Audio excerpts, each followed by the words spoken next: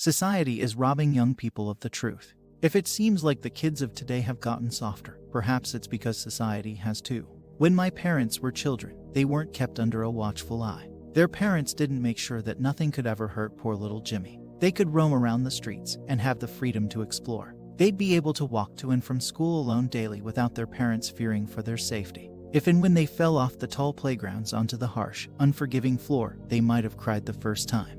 But eventually, they'd become accustomed to it. When my parents were children, there weren't regulations and guidelines to keep them from accidentally breaking an arm or a leg. There were no participation awards in sporting events. You succeeded or you failed. There weren't any teachers patting them on the back, even after coming last during athletics. When my parents were children, they knew that the world was a dangerous and difficult place. They realized that for every winner that existed in life, there were 10 more losers. When my parents were children, they were allowed to throw hard balls at each other. There were no inclusion classrooms blending high-achieving students with the lowest-achieving students. There were no everyone's equal and everybody is the same quotes hanging around everywhere. They might have failed a few times, lost a few times, but in the end, they realized that life may hurt you sometimes, but you need to stand up again.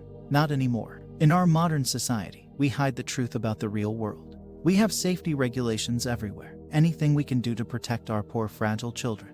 Yet, when they reach adulthood, has anything really changed? They arrive unprepared, expecting there to be people patting them on the back after they fail, giving them medals after they lose. That's not how society works, and they need to know it. They deserve to know it. Yet, in our 21st century developed society, none of them do. Society is robbing young people of perspective. When Anton Ego goes to Gusto's restaurant at the end of Ratatouille, he orders something unusual. He orders their finest perspective. During the course of the film, Ego becomes so disillusioned with his standards of cuisine that he only accepts a narrow sliver of food as good food. He's lost his perspective. He no longer knows what it means to cook or what real food is. It takes a childhood favorite of his to shake him out of his apathy and disillusionment.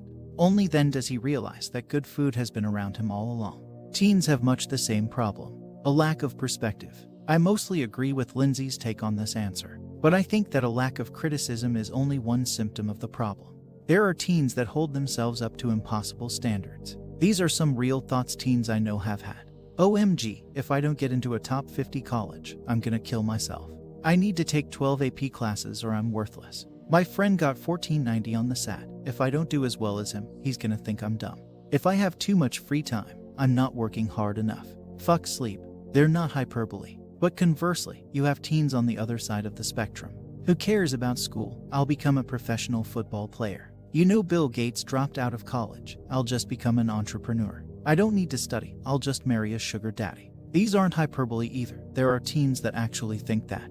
It is changing. I recently heard that my younger cousin is taking a personality development class over the summer. He's an incoming freshman in college. Like me, he was born into an environment that prioritizes academic success over anything else. So I was pleased. A balanced perspective is what teens need. They need to know that they should be trying really hard in high school, but not sacrificing their mental health in the process. They need to know that it's okay to fail, but not okay to refuse to move on from failure. They need to know that they're worth something, but that their employer will need proof of their skills. They need perspective. Society is robbing young people of the life experiences, the rich and vital opportunity to be distant from adults, fight, suffer, lose a lot, win sometimes, follow bad leaders, become good leaders, and learn the importance of working out their own problems. Through this process, people develop the critical skills of moral agency and true perspective on what is and is not a significant emotional concern. Now parents jump in and solve problems for them. Outside of a very small set of geographic places, the US is safer today than in the 60 seconds and 70 seconds when kids actually did have that opportunity.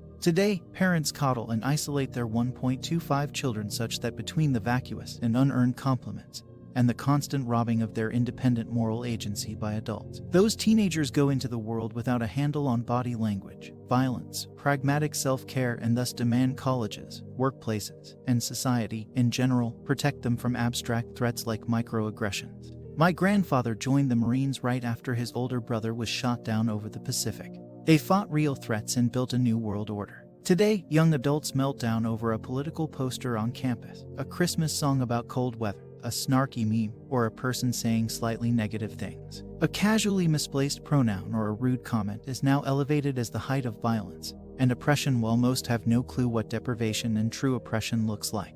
The abstract and imaginary threats kids' minds are filled with are making them neurotic and miserable even while they live in the freest, safest, most equal, richest, most transparent time in all of human history. We lack any real existential threats, but our minds need them as motivation, and in their absence, as we can see, we happily create them and then demand that others accept them as real. Fill a kid's head with invented fears. White Christians are under attack, and watch that toxic message blossom into an adult filled with racial and religious hate. Liberals are no strangers to injecting toxic formulas into children, thus bequeathing society with a population of simpering adults who, on the whole, have zero clue what hard work, true oppression, and violence really look like. Kids used to learn how to be anti-fragile. Today, they're told how fragile they are by the people around them. They're more prone to suicide than ever and emerge into adulthood neurotic and depressed. In response, those same kids then focus on zeitgeist social constructs as existential threats and demand constant protection.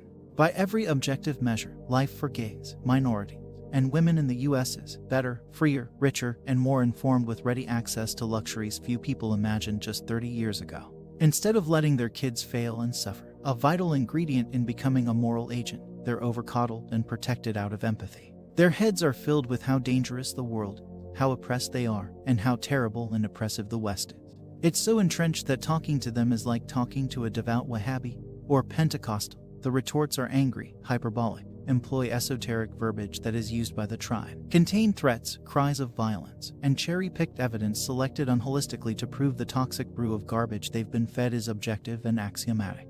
This is how religions work, the ones that worship a deity, or the humanist ones that worship some idealized version of humans, society as sacrosanct above logic, facts, and dispassionate analysis. Declare otherwise and you're an aggressor, evil, oppressor, racist, misogynist, and any other dogmatically instilled talking point.